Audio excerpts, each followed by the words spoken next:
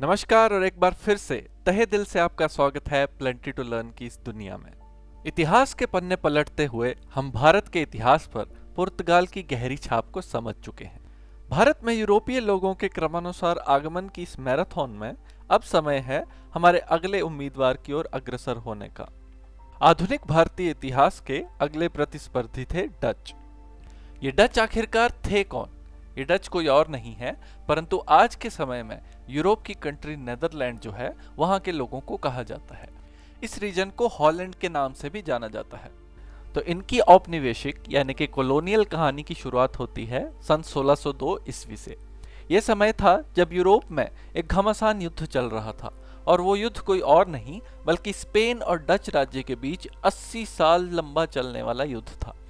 Dutch Spain के under एक autonomous यानी कि स्वशासी प्रदेश था जो कि स्पेन से तंग आकर अब पूर्ण स्वतंत्रता चाहता था। इसके साथ ही वो ईस्ट इंडीज यानी कि इंडोनेशिया के एरिया में अपने व्यापार को सुरक्षित और पक्का करना चाहता था। इन्हीं कारणों के चलते 1602 में डच व्यापारियों ने सभी छोटी छोटी कंपनीज को एकजुट करके एक United Dutch east India company की स्थापना की और यही वो कंपनी थी जिसने भारत में अपना पहला कदम रखा। इस कंपनी के बारे में दो आवश्यक तथ्य जानना बहुत जरूरी है।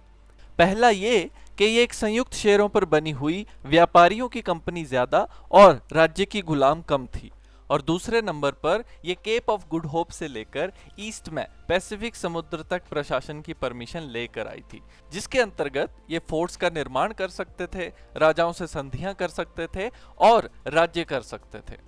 इससे पहले कि हम आगे के तथ्यों की ओर जाएं, आपका ध्यान आकर्षित करना चाहूंगा एक चौंका देने वाली बात पे जो हो सकता है आपने अभी तक सोची ना हो। 1602 ईस्वी आ चुकी है। इसका मतलब कि पुर्तगालियों के पास लगभग 100 साल से अधिक समय था जब वो सिर्फ अकेले इंडिया में थे। इतने टाइम में वो सब कुछ अपने नाम करके भारत की धरती के एकलौते माई बाप बन सकते थे, लेकिन हमने देखा था कि कैसे वो अपने पांव यहाँ नहीं जमा पाए।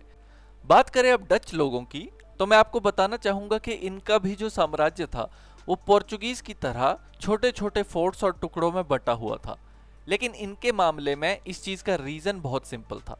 इनके पास सेना और ताकत बहुत थी पर इनका ध्यान इंडिया छोड़कर इंडोनेशिया के आइलैंड्स की तरफ ज्यादा था।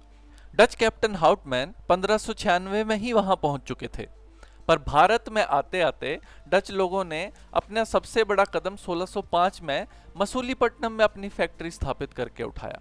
यहाँ भी आप नोटिस करेंगे कि उनका रुझान पूर्वी तट की ओर ज्यादा है क्योंकि वो चाहते थे कि इंडोनेशिया से अपनी करीबी उनकी बनी रहे। इसके बाद उन्होंने धीरे धीरे अपना एरिया एक्सपेंड करने का काम किया। उनका अगला निशाना था आंध्रा और तमिलनाडु के बॉर्डर पर चेन्नई के ऊपर पुलिकट में, जहां उन्होंने अपना प्रशासन स्थापित किया।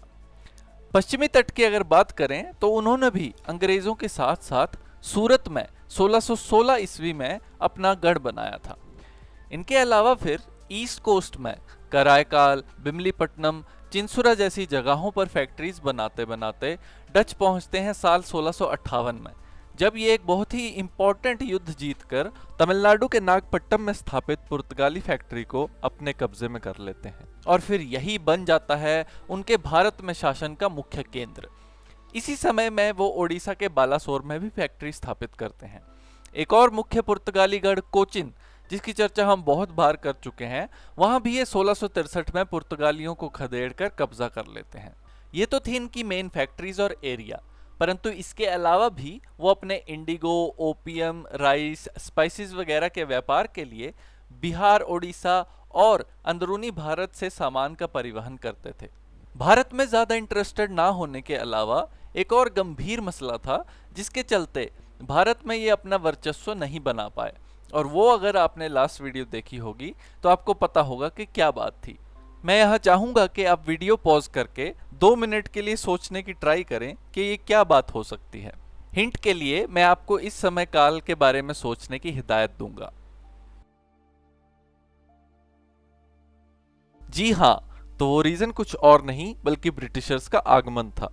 हमने देखा था कि कैसे इसी समय काल के दौरान अंग्रेजों की शिप्स भी सूरत में एंट्री ले चुकी थी। तो ये दो यूरोपियन पावर्स अपने अपने प्रॉफिट के लिए एक दूसरे से सालों साल तक लड़ती रही। पूरी 17वीं 18वीं शताब्दी की एक ही कहानी थी। कभी डच अंग्रेज लोगों पे हमला करते थे और कभी अंग्रेज डच पर। इनकी नौसेनाओं की यूरोप में 4 मेजर लड़ाइयां हो चुकी थी, जिनको के एंग्लो डच युद्ध के नाम से जाना जाता है। ये 4 युद्ध हुए थे, जिनका समय काल लगभग 1652 से लेकर 1784 तक रहा। अब इन लड़ाइयों का असर एशिया में होना भी तय ही था, लेकिन 1667 में दूसरा एंग्लो डच युद्ध समाप्त होने के बाद एक बहुत ही राहत भरा डिसीजन लिया गया, जो कि पूरब में इस लड़ाई को शांत करने में सफल हुआ। ये एक आपसी समझौता था, जिसके अंतर्गत अंग्रेजों ने इंडोनेशिया में दखल अंदाजी ना करने का वादा किया और बदले में डच ने भी इंडिया में टांग ना अड़ाने की हामी भरी। अगली शताब्दी आते आते इस संधि का ज्यादा महत्व नहीं रह जाता है, क्योंकि धीरे धीरे ब्रिटिश नेवी और सुप्रीम पावर डच के मुकाबले में बहुत ही शक्तिशाली हो जाती है, और इसी के चलते आगे के सभी युद्ध एक तरफा और निर्णायक साबित होते हैं। भारत के इतिहास के पन्ने पलटते हैं तो आता है अध्याय हुगली के युद्ध का। यह युद्ध असल में बंगाल के चिनसुरा में नवंबर 1759 में हुआ था, इसलिए इसे चिनसुरा का युद्ध या बिदेरा का युद्ध भी कहा जाता है। माना जाता है कि यह युद्ध भारत का फ्यूचर डिसाइड करने वाला एक एक्सट्रीमली इंपॉर्टेंट इवेंट था।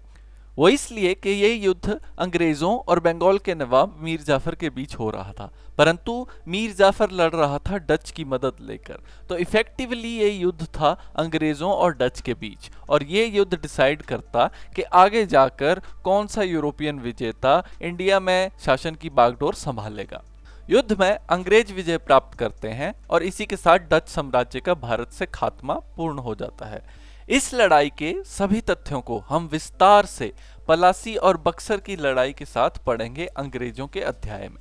अभी के लिए यही जानना काफी होगा कि हुगली की लड़ाई ने डच शासन का भारत में अंत किया। कहने को तो डच शासन में वैसे ही इंटरेस्टेड नहीं थे और उनको व्यापार के लिए और भी लुभावना एरिया इंडोनेशिया के सुमात्रा आइलैंड्स में मिल गए थे, परंतु अगर वो टेरिटरीज रखना भी चाहते तो अब इंडिया उनके लिए एक ऑप्शन नहीं रह चुका था। और बस इतनी सी कहानी लिखकर डच स्याही हमारे इतिहास के पन्नों से विदा लेती है। अगर उनकी ट्रेड की बात करें तो वो टेक्सटाइल और उनको कलरफुल बनाने के लिए इंडिगो की डाई में इंटरेस्टेड थे। माना जाता है कि उन्होंने ही एशिया के कपड़ों और कल्चर को सबसे पहले यूरोप में इंट्रोड्यूस किया था। इसके अलावा अंग्रेजों से संधि के बाद उन्होंने स्पाइसेस और काली मिर्च जैसी सामग्रियों पर अपनी मोनोपोली सी बना ली थी। डच ईस्ट इंडिया कंपनी का अंत हुआ सन 1799 में, जिसके मुख्य कारणों में भ्रष्टाचार, वित्तीय तंगी और बाकी यूरोपियंस पावर का दबदबा था।